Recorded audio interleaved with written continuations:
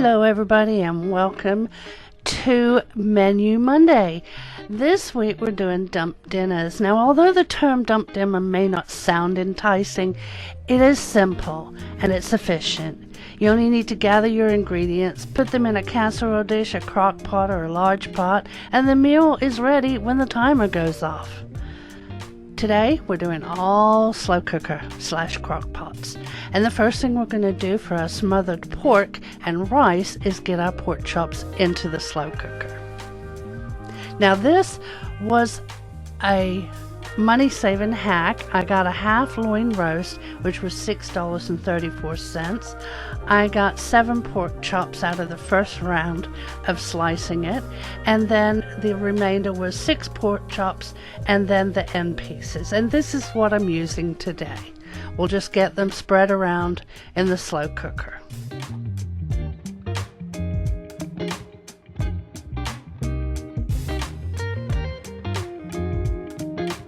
Now we're going to add the rest of the ingredients. A cup of rice, a can of cream of mushroom soup, 2 cans of water from the mushroom soup, and a package of dry onion soup mix.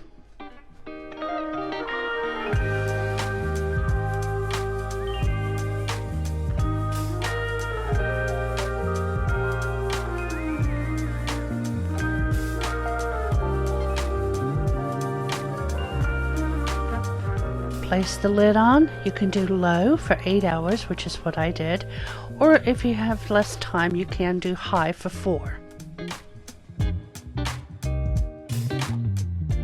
I served ours with some glazed carrots. It was really good, and we had leftovers for lunch today, so that's always appreciated. Here are your ingredients if you want to do a screenshot, but again, the recipes are in the description box below. Today, meatballs and sausage with tomato sauce. First thing you need to do is cut up your Italian sausage into 1-inch slices and get that cooked. Then you add in your meatballs and the rest of the ingredients. Again, there will be a link in the description box below that takes you to my blog with all the ingredients and the directions. So, just to let you know what I'm putting in here, we have tomatoes, whole tomatoes. We needed fresh basil. I didn't have fresh basil, so I chopped up some parsley that I had in the fridge and put that in there with a little dried basil. And the parsley was really surprisingly good. So if you've never done that before, give it a try. We're going to add some olive oil, some garlic, some sugar, salt, and pepper.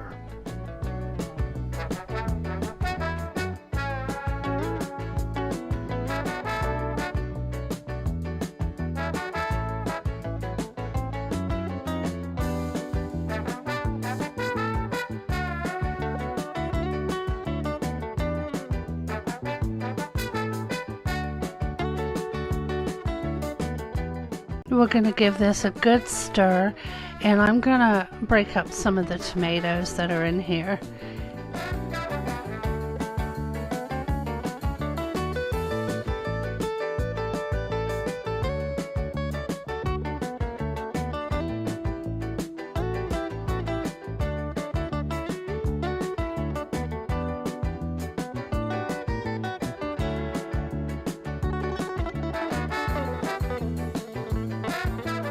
We'll pop the lid on. Now you can cook this on low 3 to 5 hours or on high 2 to 4 hours.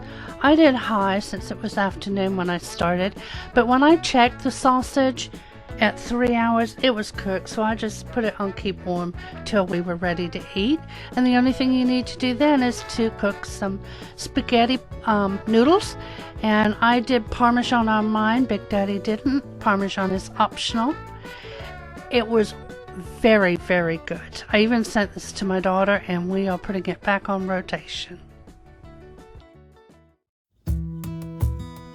For the chicken and stuffing, the first thing you want to do is spray your crock pot with some cooking spray. We've got our chicken in here, and the first thing we're adding is the ranch seasoning. It's 2 tablespoons or a 1 ounce package.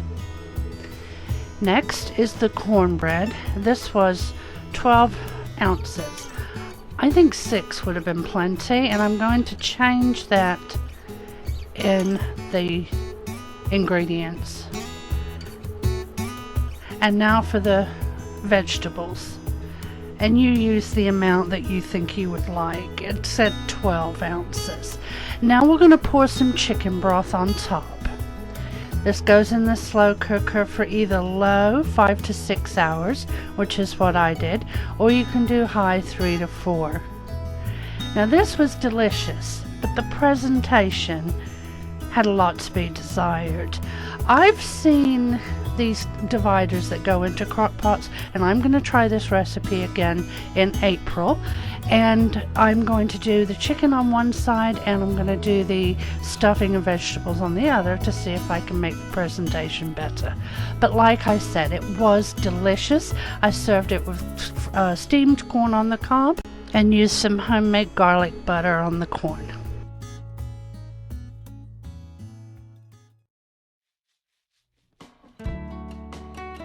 For the barbecue pulled pork, here are the ingredients we're going to use today.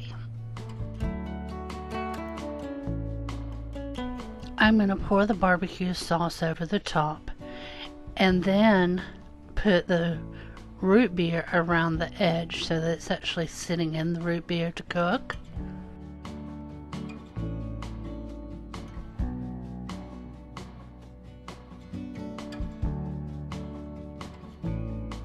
And now for our seasonings: dry onion soup mix, salt and pepper. I'm going to sprinkle all that on top of the roast. Now I'm going to cook this on low for, it said 8 to 10 hours. I did 10. That were the directions.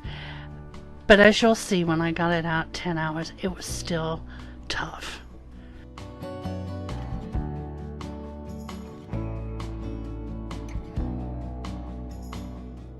Here we are after 10 hours.